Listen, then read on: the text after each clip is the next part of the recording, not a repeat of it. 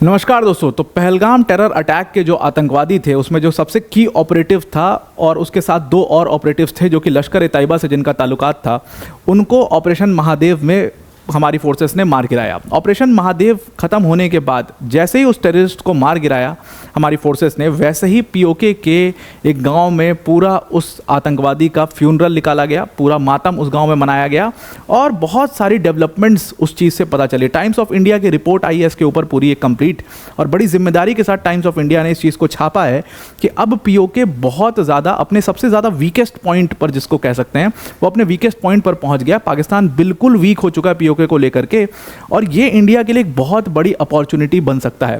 पूरा डिटेल में समझते हैं कैसा ये एक फ्यूनरल जो है वो बहुत सारे मैसेजेस देता है। एक पहला मैसेज तो ये देता है कि पीओके में बहुत वीक हो चुका है। दूसरा मैसेज ये भी देता है कि भाई अब पाकिस्तान का जो इन्वॉल्वमेंट है था पहलगाम टेरर अटैक का, जिसको डिनाई कर रहे थे कि भाई लश्कर ए तैयबा काम है, हमारा कोई काम नहीं है, वो भी इस पूरे फ्यूनरल से प्रूव होता है। डिटेल में पूरा समझते हैं एग्जैक्टली क्या हुआ। पर एक बहुत बड़ी अनाउंसमेंट अनअकैडमी टीम की तरफ से कि अनअकैडमी ने अपना यूपीएससी सीएससी का जो सब्सक्रिप्शन है उसको आपके लिए फ्री कर दिया 3 दिन के लिए। आज उसका लास्ट दिन है, इसको आप आज अवेल कर सकते हो। डिस्क्रिप्शन में इसकी लिंक हमने आपको दे दी है। यहाँ पर अनअकैडमी के टॉप एजुकेटर्स मृणाल सर, प्रतीक सर, सुदर्शन सर जैसे एजुकेटर्स के लेक्चर्स आपको फ्री ऑफ कॉस्ट आप एक्सेस कर सकते हो। पीपीटी इसकी पीडीएफ जो है वो एक्सेस कर सकते हो, प्लस इसमें आप मॉक टेस्ट भी दे सकते हो। सब कुछ फ्री में देखिए, सब कुछ फ्री में डाउनलोड करिए, एकदम आपके लिए फ्री ऑफ कॉस्ट इसको छोड़ दिया गया है।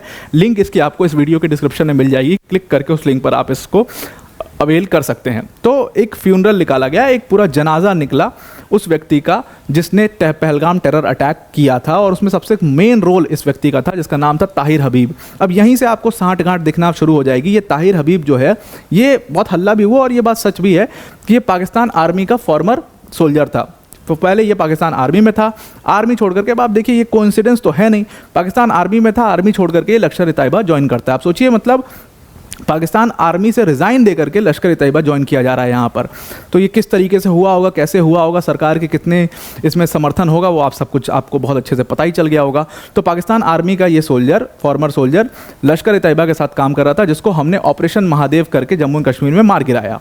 इसको जैसे ही मारा गया उसके बाद आज की ही खबर है कि इसका जो गांव था, खई गाला गांव है जो कि पीओके में आता है, पाकिस्तान ऑक्यूपाइड कश्मीर में आता है, वहाँ पर एक पूरा फ्यूनरल निकाला गया और उस फ्यूनरल में लश्कर ए तैयबा के कमांडर्स जो है वो आए हुए थे खुलेआम।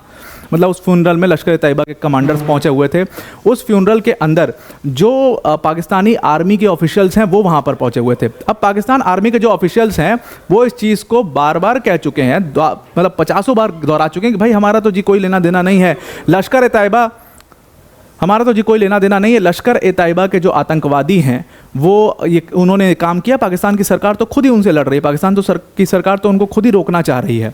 अब ये आर्मी ऑफिसर्स एक तरफ खड़े हैं फ्यूनरल में, दूसरी तरफ लश्कर ए तैयबा के कमांडर्स खड़े हैं बंदूकों के साथ, और पाकिस्तानी आर्मी ऑफिसर्स जो हैं वो शांति से एकदम चुपचाप खड़े जैसे उनके भाई हों। तो अब यहाँ से साफ साफ इस फ्यूनरल से एक जो मैसेज है कि पाकिस्तान का इन्वॉल्वमेंट पहलगाम टेरर अटैक में था, 100% था, वो प्रूव हो चुका है। तो यहाँ पर उनका इन्वॉल्वमेंट जब प्रूव होता है तो अब भारत को उनकी तरफ कैसा रुख रखना चाहिए, वो रुख बिल्कुल सही है। जो लोग कह रहे हैं इंडस वाटर ट्रीटी सस्पेंड हो गई, ये कर दिया, पाकिस्तान को आइसोलेट करने की कोशिश, बिल्कुल ठीक है वो आइसोलेट करने की कोशिश।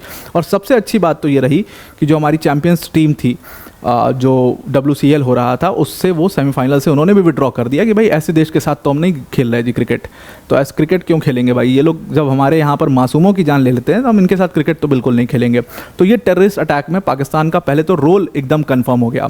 अब दूसरी बात यहाँ पर सिग्निफिकेंटली एक और बहुत अच्छी चीज़ देखी गई कि टेलीग्राम पर जितने भी विजुअल्स आए, जितने भी फोटोज़ आए हैं, वीडियोस आए हैं, वहाँ पर देखा गया कि जो गाँव के बड़े बुजुर्ग हैं वो प्रेयर कर रहे हैं ताहिर के लिए, क्योंकि ताहिर उनके गांव का लड़का था जिसको रेडिकलाइज करके आतंकवादी बनाया गया और उसने 26 मासूम हिंदू लोगों को मार दिया जिनका कोई लेना देना नहीं था उनके जिहाद से, उनकी लड़ाई से।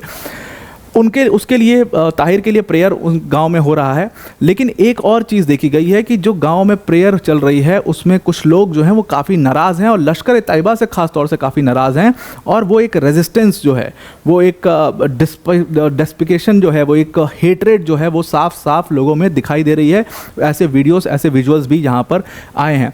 अब ये जो फ्यूनरल था, एक तो ये पूरी तरीके से ये प्रूफ था कि जो टेररिस्ट मारे गए हैं पहली बात तो ये हो रही थी कि टेररिस्ट जो है वो जम्मू कश्मीर के ही हैं, ये हैं ही नहीं बॉर्डर पार के। एक बात तो श्योर हो गई कि ये टेररिस्ट जितने भी हैं ये सब बॉर्डर पार के टेररिस्ट हैं, ये सब बॉर्डर क्रॉस करके क्रॉस बॉर्डर ये यहाँ पर पहुँचे थे। तो पहली चीज़ तो ये कंफर्म हो चुकी है। दूसरी बात ये थी कि अब यहाँ पर जो लश्कर तैयबा का जो कमांडर था रिजवान हनीफ, वो रिजवान हनीफ यहाँ पर इस पूरे फ्यूनरल के अंदर आना चाहता था, लेकिन रिजवान हनीफ को गांव के लोगों ने रोक दिया था कि भाई आप जो है मत आओ इस फ्यूनरल में, हम नहीं चाहते कि लश्कर तैयबा का कोई भी ऑपरेटिव आए, क्योंकि आप लोग की वजह से इस गांव के लड़के, इसी गांव के नहीं पूरे पीओके के लड़के जो है वो मारे जाते हैं। और ये बात बिल्कुल ठीक भी है जो लोगों ने ये किया है। लश्कर तैयबा के ने क्या किया है कि जितना भी गंदा काम होता है, और कहते हैं ना कि पाकिस्तान की सरकार और लश्कर तैयबा मिलकर के जितना भी गंदा काम होता है वो पीओके में कहते हैं, क्योंकि वो पीओके को अपना हिस्सा मानते ही नहीं। ऑब्वियस सी बात है, वो इलीगल ऑक्यूपाइड टेरिटरी है उनकी, तो उसको अपना हिस्सा क्यों मानेंगे। तो सारा इस तरीके का काम, टेरर से रिलेटेड काम जो है वो करवाया जाता है पीओके के अंदर। क्यों सारे कैंप्स पीओके में लगते हैं, क्यों सारे पीओके के लड़के जो है बॉर्डर क्रॉस करके जाते हैं और फिर वहाँ पर जाकर के एनकाउंटर हो जाता है उनका, ये बहुत बड़ा सवाल है जो लोगों ने इस बार रिजवान हनीफ जो कि लश्कर तैयबा का कमांडर, उससे पूछा और उसको रोका कि आप मत शामिल हो। लेकिन ज़बरदस्ती लश्कर तैयबा के ऑपरेटिव्स वहाँ पहुँच जाते हैं और उसमें शामिल हो जाते हैं। और उसके बाद एक बहुत तगड़ी मतलब बहस, एक तगड़ी लड़ाई कह लो आप, वो दिखती है लश्कर तैयबा और गाँव के लोगों में। गाँव के लोग बिल्कुल नहीं चाह रहे थे कि लश्कर तैयबा हमारे गाँव में आए और इस जो हम जनाजा निकाल रहे हैं इस फ्यूनरल में शामिल हो, इसमें बिल्कुल नहीं हो। अब जो ताहिर हबीब वो कैटेगरी ए का आतंकवादी था, उसको रेडिकलाइज करके पाकिस्तान ने यूज़ किया था। क्रॉस बॉर्डर मिलिटेंसी के लिए उसको जाना जाता था और भारत की सरकार उसके पीछे बहुत लंबे समय से पड़ी थी। अब जाकर के उसको एलिमिनेट किया गया है। अब लोकल सोर्सेस ये भी बताते हैं कि जो लश्कर ऑपरेटिव्स हैं इन्होंने इवन बंदूक भी तान दी गांव के लोगों के ऊपर और गांव के लोगों को मतलब धमकाने की कोशिश करी कि भाई तुम हमें रोकोगे, ये हमारा एरिया है, हम यहाँ पर रूल करते हैं, हमें कैसे रोक सकते हो।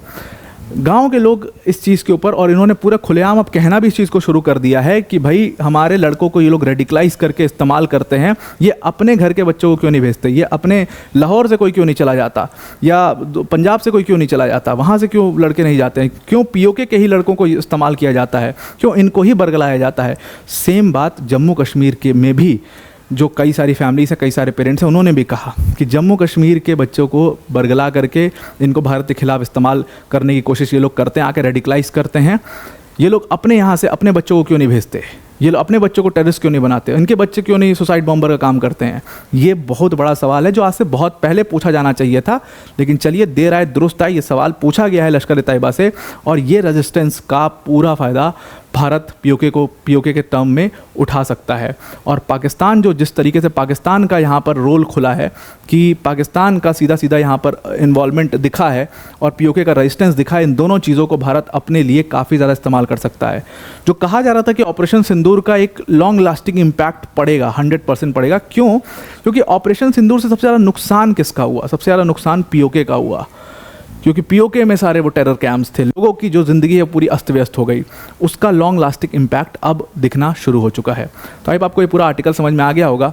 आज के लिए इतना ही। Thank you and have a nice day.